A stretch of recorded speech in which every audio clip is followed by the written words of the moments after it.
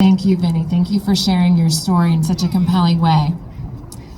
Our final speaker at the park is somebody who's out there every day on the front lines doing the work to protect her community and to protect our community. Brenda is here to talk about her experience as an organizer and her work with Portland Immigrant Rights Coalition. Thank you, and thank you to our speakers.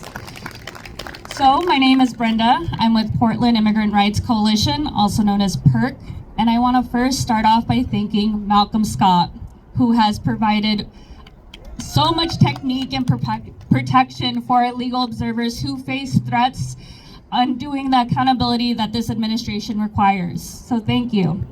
I also want to thank the coalition of advocates who have come together for Day 365 to honor those who have been harmed, kidnapped, and killed in ICE and CBP custody. Today marks a moment of a reflection for a man who dedicated his life to justice and believed that liberation of one is bound to the liberation of all. That every person is our neighbor. Martin Luther King Jr. Day comes at a dark and urgent time for our nation.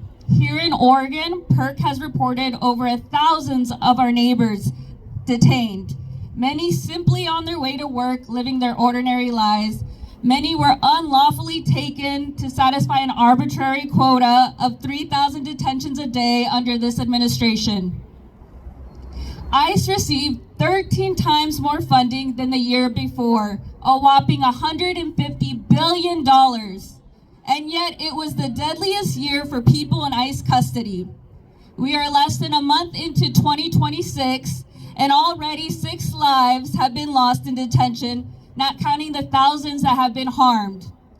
When we talk about $150 billion budget, we are talking about a choice.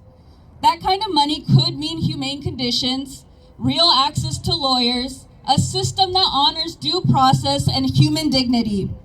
Instead, this money has meant more detention, more separation, and more fear in our community.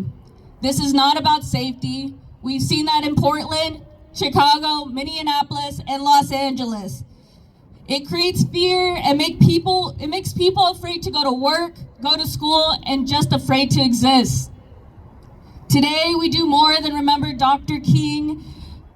We recommit ourselves to the values he called us to live by, especially in moments like this, when those values demand our courage, our presence, and action.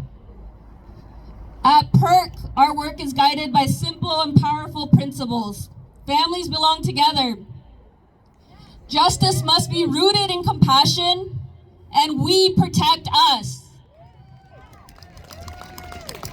We will say no and stand up when systems separate loved ones, deny people a fair chance to be heard.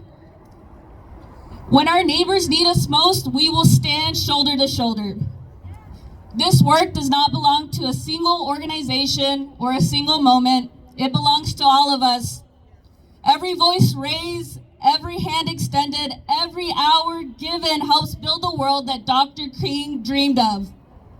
A world where dignity is defended and justice is lived, not just spoken. So get trained as a legal observer, a migrant watcher, show up after hours in protest, call your member of Congress this week and tell them to vote no on the 2026 appropriation bill and defund ICE. Connect with your neighbors, make mutual aid groups, give your time and resources, whatever it is, just don't be silent. We need every single one of you to show up. They may have billions of dollars, but we have people and we protect us. Thank you.